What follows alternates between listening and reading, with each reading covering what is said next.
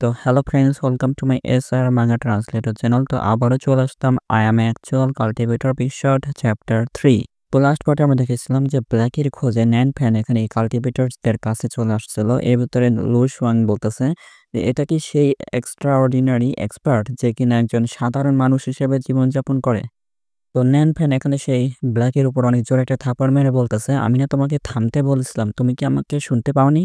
Blackie NAND ফ্যানের থাপড় খেয়ে এখানে ন্যাস নাড়ানো শুরু করছে আর চাটা শুরু করছে। আর এটা দেখে ন্যান ফ্যান বলতেছে, মনে হচ্ছে তুমি চাটতে জানো। তো কিংজু হ্যাটনে বলতেছে যে সে কোন লেভেলের এক্সপার্ট হতে পারে যে কিনা একজন ইমর্টাল ডগ তাকে একজন সাধারণ ডগ হিসেবে পালতেছে। তো লু শুয়াং এখানে সিনিয়র ব্রাদারকে বলতেছে যে সিনিয়র ব্রাদার, এই লর্ড ডগ এর পা অনেক বড়, এমনকি আকাশ পর্যন্ত চলে গেছে। আর এরকম বড় পাকে আমাদের সেক্টর যে মাস্টার আছে সে কি ধরতে পারবে? তো লুহাও বলতেছে, আমাদের মাস্টার উইংজিয়ান ইমোর্টাল সেক্টর একটা মাস্টার, সে অবশ্যই এই ডগ পাওয়াটা ধরতে পারবে। আমাদের মাস্টার কয়েক মাস ধরে একটু অসুস্থ হয়ে আছে, তো তার অসুস্থ কাটলে সে অবশ্যই এই পাটা ধরতে পারবে খুব সহজেই। তো কিংস এখানে বলতেছে, মনে হচ্ছে এই লোকটা কোনো সমস্যা আছে, এই লোকটার শরীর দিয়ে কোনো স্পিরিচুয়াল এনার্জি অনুভব করতে পারতেছি না। যেভাবে দেখো না কেন তাকে দেখলে অনেকটা মর্টালের মতো, মানে সাধারণ মানুষের মতোই লাগে। তো নিয়ান খান ব্ল্যাকির সাথে কথা বলার পর পেছনে তাকায়। তো নিয়ান খান তিনজন কাল্টিভেটরের কাছে চলে আসে আর একজনের হাত ধরে বলে, সরি সরি, আমার এই পাগল কুত্তা মনে হয় আপনার অনেক সমস্যা তৈরি করেছে। তো আমি তার জন্য অনেক দুঃখিত। তো আমার নাম হচ্ছে লিনিয়ান ফ্যান, আর তোমরা তিন হিও এই মনস্টারকে মেরেছো আর নাউনকে বাঁচিয়ে এনেছো আর এই ফেলেন টাউনকে একদম শান্তিপূর্ণ করেছো, এটার জন্য অনেক অনেক ধন্যবাদ। তো এই লোকের মেন ক্যারেক্টারের নাম শুনে বারবার ভাবতেছে নিয়ান ফ্যান, নিয়ান ফ্যান, নিয়ান ফ্যান। এই নামের অর্থ তো একটা মর্টাল, মানে সাধারণ মানুষ হিসেবে জীবনযাপন করা। তারপর এইসব ভাবার সাথে সাথে তার একটা এলাইটমেন্ট পেয়ে যায়, মানে জ্ঞান পেয়ে যায়। এটা কোনো অবিশ্বাসের বিষয় না যে এই লোকটা নিজেকে সাধারণ মানুষ হিসেবে ভাবে। যদিও তার নামটা অনেক মিনিংফুল, তারপরও সে এক্সপার্ট হওয়ার যোগ্য। তো কিংসু লিহাওয়ের মাথা জোর করে নিচে করে গ্রিট করাচ্ছে আর নিজেও গ্রিট করতেছে আর বলতেছে, আপনার সাথে দেখা করা তো ভাগ্যের ব্যাপার মিস্টার লি। রোশন সামনে এসে গ্রিট করতেছে আর বলতেছে যে আমি আপনার সাথে দেখা করতে চেয়েছিলাম মিস্টার লি। তারা হচ্ছে আমার সিনিয়র লুহাও আর কিংসু। আমার নাম হচ্ছে বাইলু শিয়াং আর আমি হচ্ছে উইং লিয়া মর্টাল সেক্টর মাস্টারের ডটার।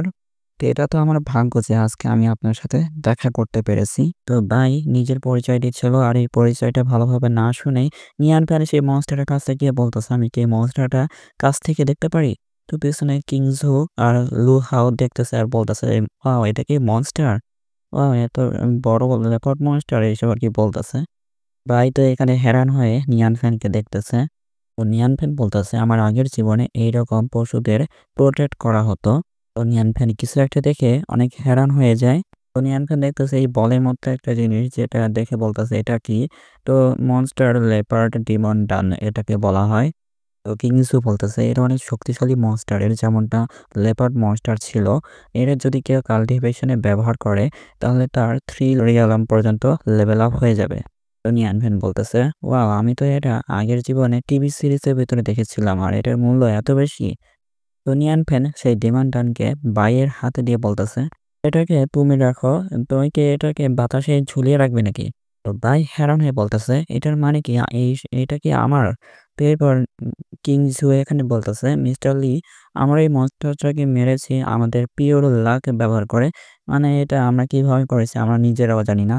তো নিয়ান ফ্যান বলতেছে, যেহেতু তোমরা এই মনস্টারটাকে হারিয়ে ফেলেছো সেই জন্য এই ডিমান্ডানটা তোমাদেরই। ভাই বলতেছে, আমরা কি এভাবে এই ডিমান্ডানটাকে পেয়ে গেলাম? সিনিয়র কি আমাদের সততা যাচাই করতেছে? সিনিয়র কি আমাদের পরীক্ষা করতেছে নাকি যে যদি আমরা এই ডিমান্ডানটাকে নিয়ে নিই তাহলে হয়তো আমরা মরে যেতে পারি? সেজন্য আমি এটার কোনো অংশ হতে চাই না। ভাই বলতেছে যে সিনিয়র, যদি আপনার এটা নিতে ইচ্ছা হয় তাহলে আপনি এটা নিয়ে নিতে পারেন। ব্ল্যাকিকে ভৌ ভৌ করতে দেখে এখানে নিয়ান ফ্যান পিছনে দিকে তাকায়। তো নিয়ান ফ্যান সেই ব্ল্যাকির দিকে তাকিয়ে কিছু একটা ভাবে, তারপর বলতেছে তোমার মানে, তারপর কিছু একটা আইডিয়া বের করে বলতেছে যে আমার কাছে যে ডিমান্ড ডান পিলটা আছে সেটা আমি তোমাকে দেবো, তার বদলে তুমি আমাকে সেই লিপার্ড মনস্টারের বডিটা আমাকে দিবে। তিনজন অনেক হ্যারান হয়ে যায় আর দুইজন ভাবতেছে কি লেপার্ড মনস্টার, তারপরে যে মাংস টুকরো চিন্তা করতেছে যে এটাকে রান্না করে খাবে মনে হয়। তারপর বাই এখানে চিন্তা করতেছে কি সেই লেপার্ড মনস্টারের বদলে আমার সেই ডিমান্ড ডান পিল দিয়ে দিবে। তো নিয়ান ফ্যান বলতেছে যে ব্ল্যাকি, তুমি এখানে ইনচার্জ হবে এই মনস্টার বডিটাকে নিয়ে যাওয়ার। তো ব্ল্যাকি এটা শুনে অনেক জোরে একটা শক লাগে। ব্ল্যাকি মনে মনে কিছু একটা আইডিয়া বের করে, তারপরে ওই তিনজনের দিকে তাকায়, মানে ওই তিনজনকে বলতেছে যে এই বডিটাকে উঠায় নিয়ে আসো। তো লি হাও সেই মনস্টার বডিটা উপরে উঠায় নিয়ে আসছে আর বলতেছে, মিস্টার লি এটা আমার উপর ছেড়ে দিন, আমি এই মনস্টারের বডিটা নিতে পারবো, আমার ফিজিকে মানে আমার শক্তি অনেক বেশি আছে। এরপর দেখা যায় লি হাও আর কিংসু দুইজনে মিলে এখানে মনস্টার বডি আর নানানকে উঠায় এনেছে।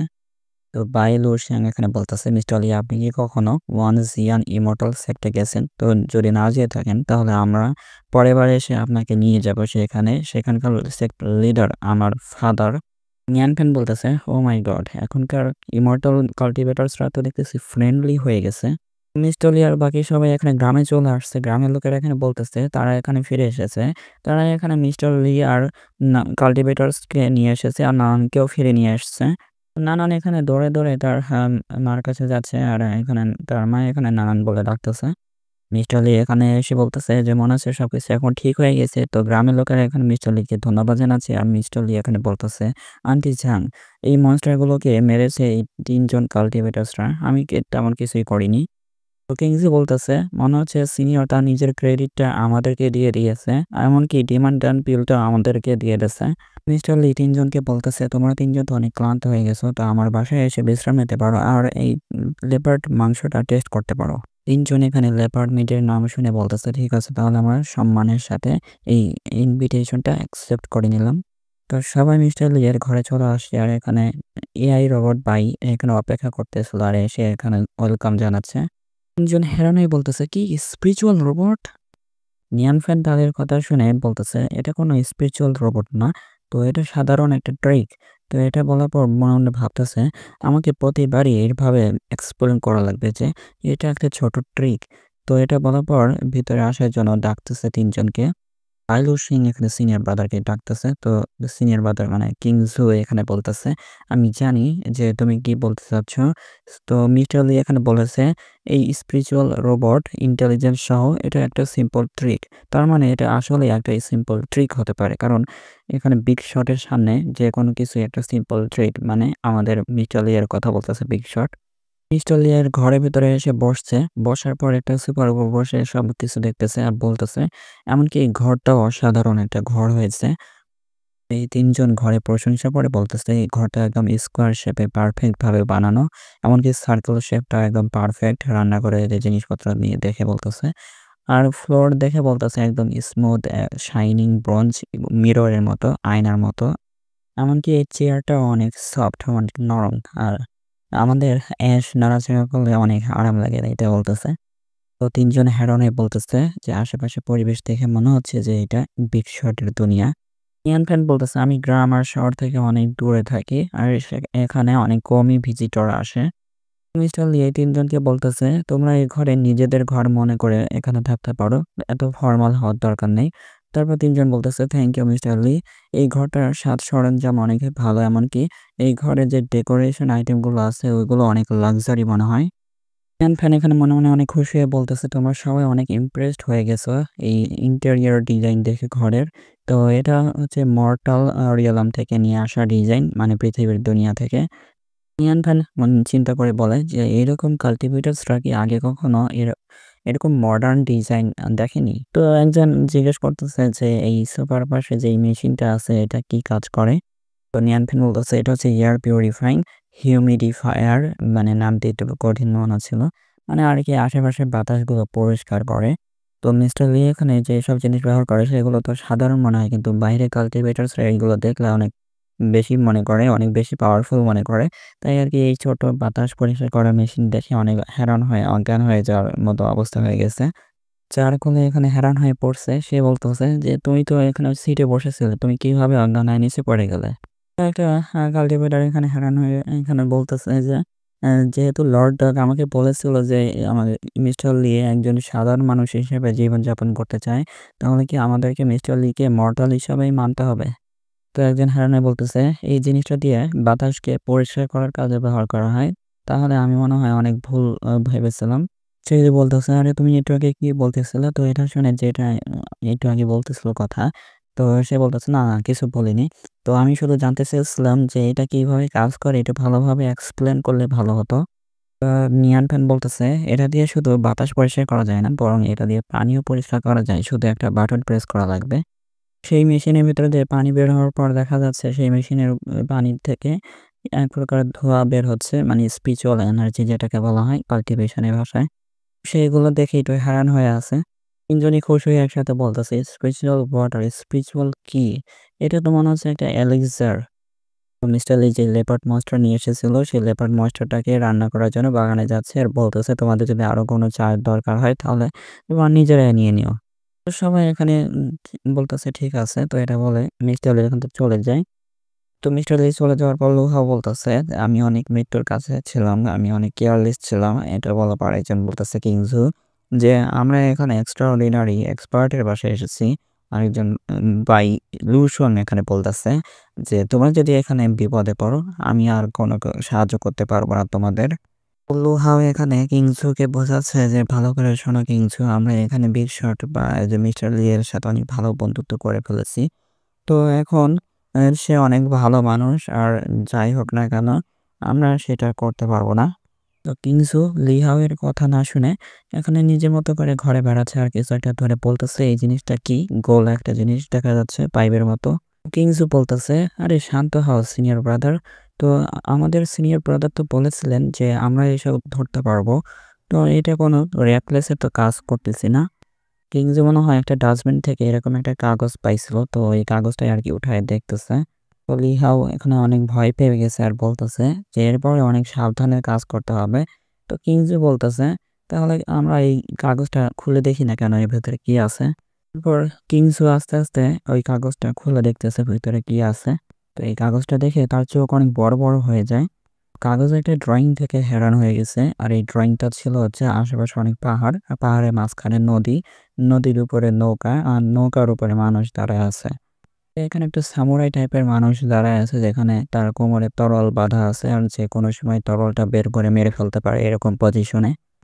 সেই সামুরাইটা এখানে নড়াচড়া করতে পারে। মানে ছবি থেকে হয়তো লাফ দিয়ে বের হয়ে আসছে এরকম মনে হচ্ছে। তো সেই সামুরাইটা এখানে ছবি থেকে বের হওয়ার সময় পানিতে লাফ দিয়ে, দিয়ে বের হচ্ছিল। আর এখানে লি হাও এর উপর অ্যাটাক করে লি হাওকে মনে হচ্ছে মেরে ফেলেছে এরকম মনে হচ্ছে। বুকের উপর চাকু ঢুকায়া। তো লি হাওর আসলে তেমন কোনো চাকু মারেনি। আসলে এটা তার মনের চিন্তা ছিল যে এই লোকটা এখনই ভিতর থেকে বের হয়ে চাকু দিয়ে মেরে ফেলবে।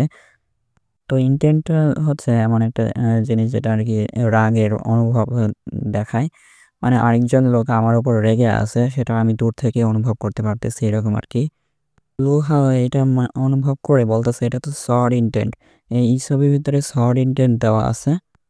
তো এখানে আসল দুনিয়ায় ফেরত আনার জন্য সিনিয়র ব্রাদার এভাবে ডাকতেছে যে সিনিয়র ব্রাদার লুহাও এসব বলে ডাকতেছে। আর সিনিয়র ব্রাদার লুহাও এর জ্ঞান ফিরে আসে।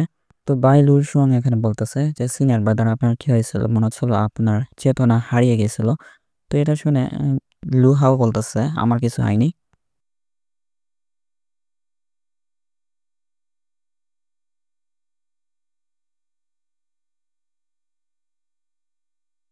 তো লুহাও আর বাই লুশান এই ২ জন তো সড ইনটেন্ট ফিল করতে পারছিল। কিন্তু আরেকজন যে ছিল এখানে কিংজো সে আর ফিল করতে পারে নাই। তাই বলতেছে, "তোমরা সব কি সম্পর্কে কথা বলতেছ?" আর এটা শুনে বাই লুশং বলতেছে, "এত শক্তিশালী সড ইনটেন্টটাকেও ফিল করতে পারো নাই? আর তুমি নিজেকে কিভাবে উইনজিয়ান ইমর্টাল সেক্টর ডিসাইপল বলতে পারো?" তো লুহাও এখানে কিংসুকে বোঝাচ্ছে যে আমাদের উইনজিয়ান ইমর্টাল সেক্টর কাল্টিভেটার্সরা শর্ট টেকনিক ইউজ শেখানো হয়। আর সেখানে অনেক সেনসিটিভ হয়ে থাকে এই শর্ট ইনটেন্ট। তো কিংসু মনে হয় অত ভালো শিখতে পারেনি। এটা খুবই সাধারণ ব্যাপার যে অনেক আস্তে, আস্তে শিখতে হবে তোমাকে।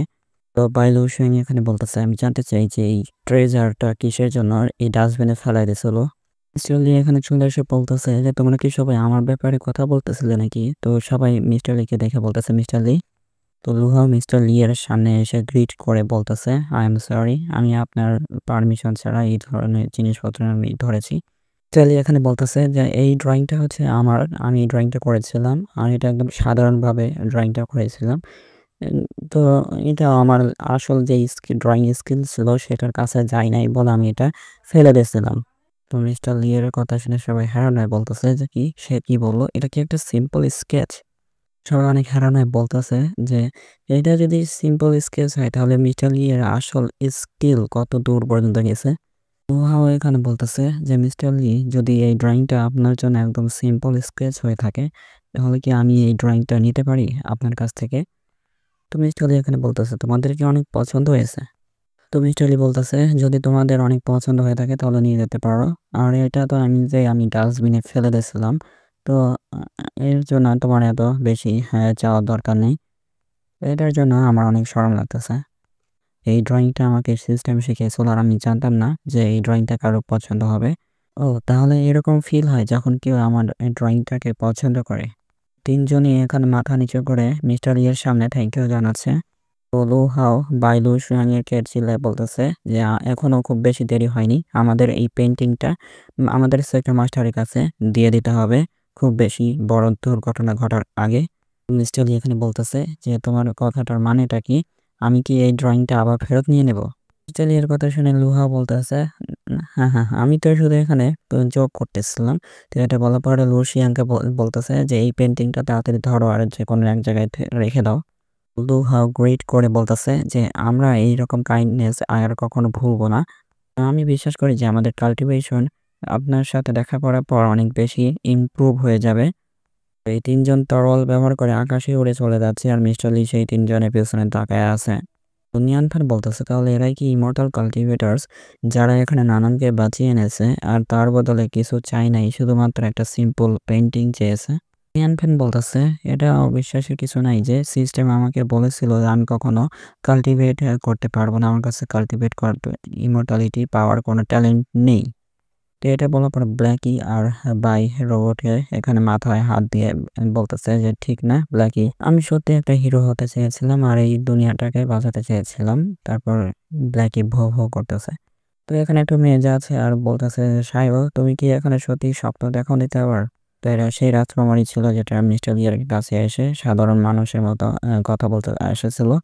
আর এখানে এসে আরেকজনকে এইসব কিছু বলছিল, বলার পর এখানে কেউ বিশ্বাস করতেছে না, তাই আর কি বলতেছে যে আমি এখানে কোনো স্বপ্ন দেখিনি। আমি সত্যিই বলছি তুমি কেন আমার কথা বিশ্বাস করো না। প্রিন্সেস লিউ বলতেছে যদি এটা স্বপ্ন হতো তাহলে কিভাবে আমি এক্সপার্ট ছাড়া একটা ফাউন্ডেশন বিল্ড করতে পারতাম। তো এটা বলার পরে সামনে আরেকটা মেয়েকে দেখানো হয় যেটা আর কি রাজকুমারের সাথে কথা বলতেছিল। তো এটা ছিল I am actually cultivator big shot chapter 3। তো ভিডিওটা ভালো লাগলে অবশ্যই লাইক করে যাবেন আর যারা নতুন এসেছেন অবশ্যই চ্যানেলটিকে সাবস্ক্রাইব করে যাবেন আর কমেন্টে জানিয়ে দেবেন এই চ্যাপ্টারটা কন্টিনিউ করব কিনা।